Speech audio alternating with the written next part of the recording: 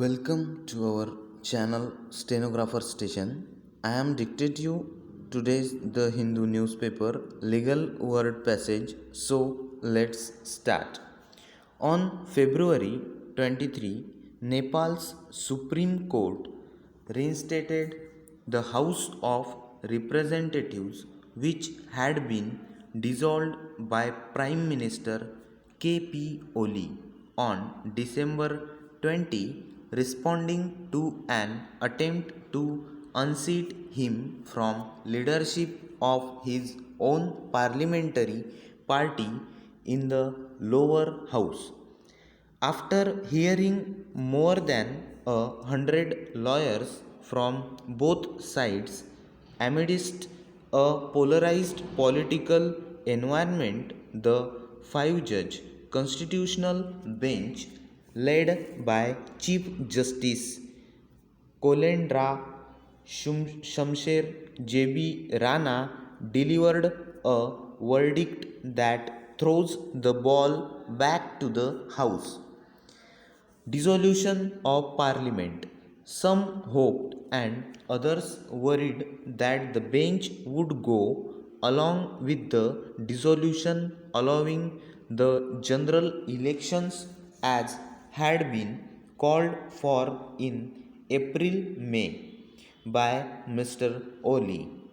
The bench preferred a strict reading of the Constitution, which asserts that Parliament may not be dissolved until all options to form a government by majority party, a coalition, a minority party, or by a member of the House trusted by the President have been exhausted.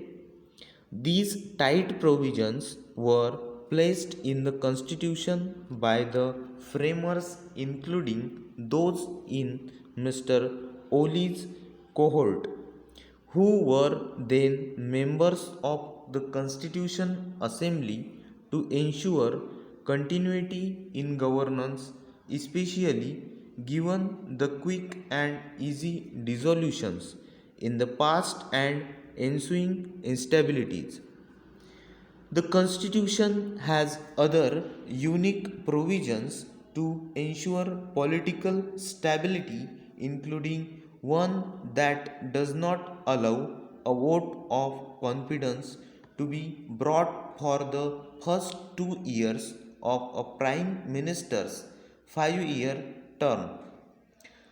A no confidence vote must include the name of the prime ministerial candidate, and if the vote fails, another motion may not be brought for a year.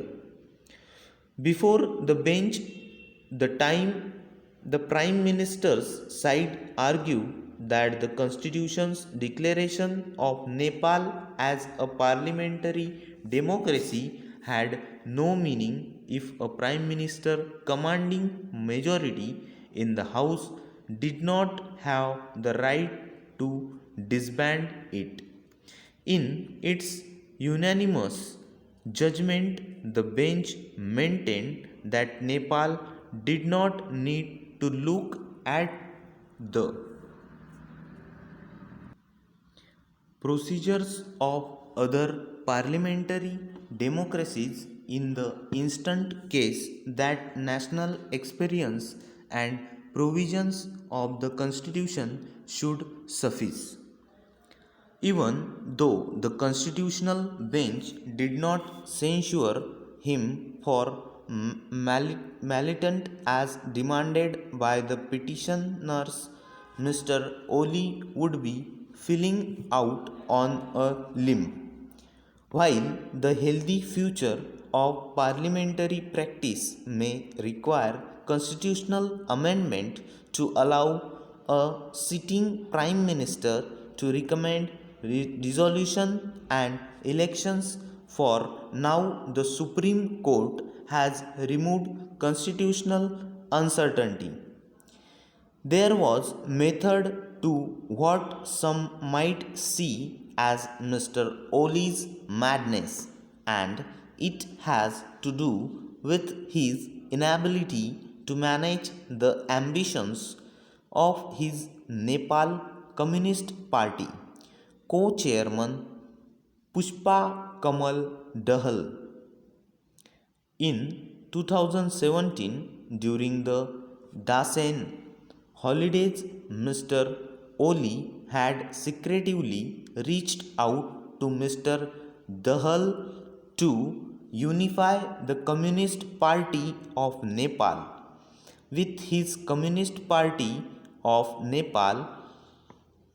It was a strange coming together of a communist party that had accepted multi party democracy and the Maoists led by a sweet talking dem- demagogue.